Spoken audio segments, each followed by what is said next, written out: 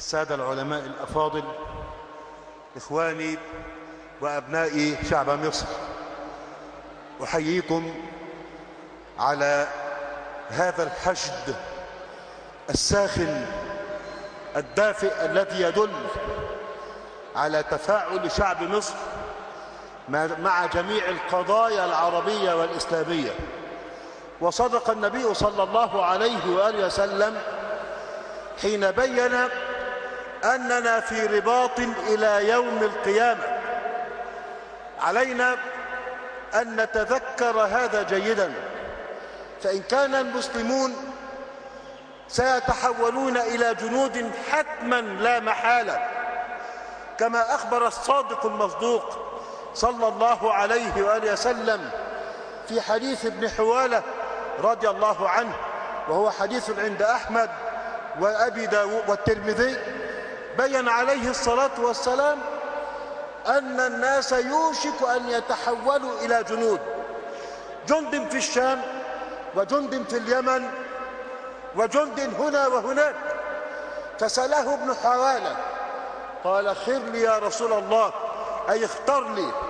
فقال: عليك بالشام، عليك بالشام، فإنها خيرة الله من أرضه، ويجتبي إليها خيرته من خلقه صلوات الله وسلامه عليه. الشام خيرة الله من أرضه، ويجتبي إليها خير خلقه تبارك وتعالى.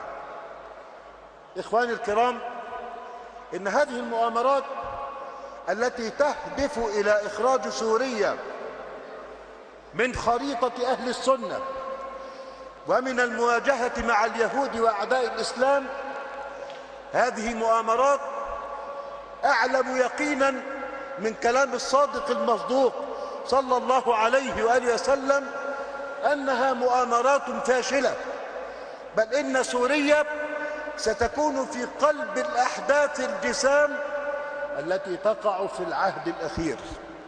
لقد روى الإمام أبو داود عن أبي الدرداء رضي الله تعالى عنه أن النبي صلى الله عليه وآله وسلم قال: إن فسطاط المسلمين يوم الملحمة النهائية التي تحسم لصالح المسلمين، إن فسطاط المسلمين في الملحمة بالغوطة إلى جانب بلد يقال له دمشق من خير بلاد الشام.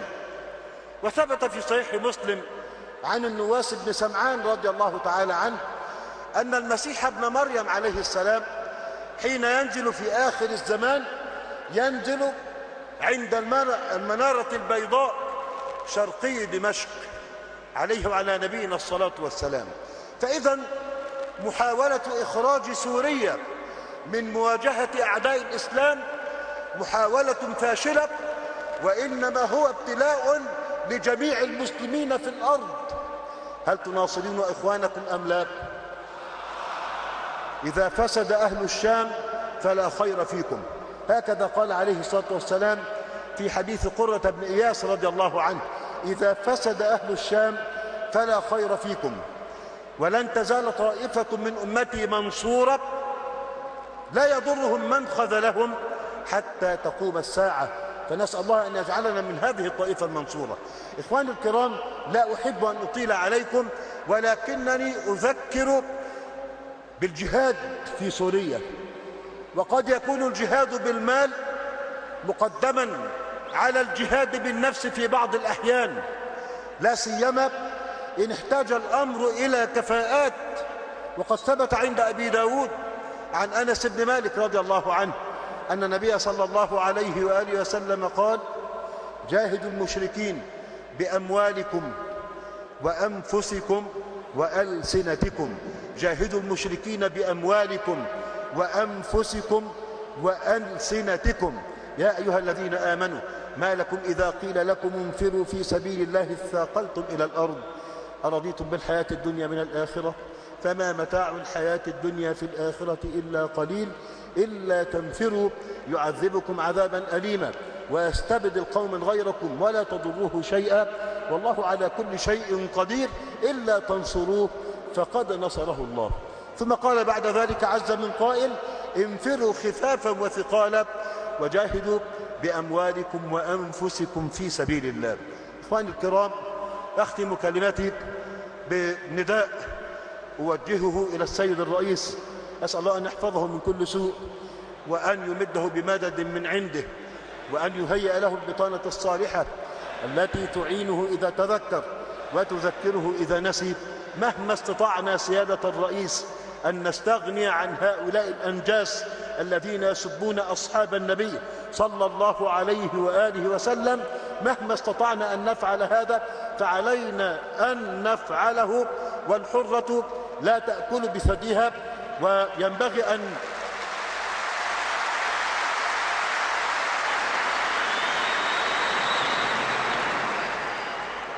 أعلم أن التركة ثقيلة وأن القرارات السياسية بيد الرئيس والمسؤولين المعاونين، لأنه يرى ما لا نرى ويعرف ما لا نعرف، لكنها عواطف أحببت أن أسمعها للسيد الرئيس والإخوان الحاضرين. وأسأل الله عز وجل أن ينصر الإسلام وأن يعز المسلمين، وأن يجعل يوم 30 من يونيو يوم عز للإسلام والمسلمين وكسر لشوكة الكافرين والمنافقين.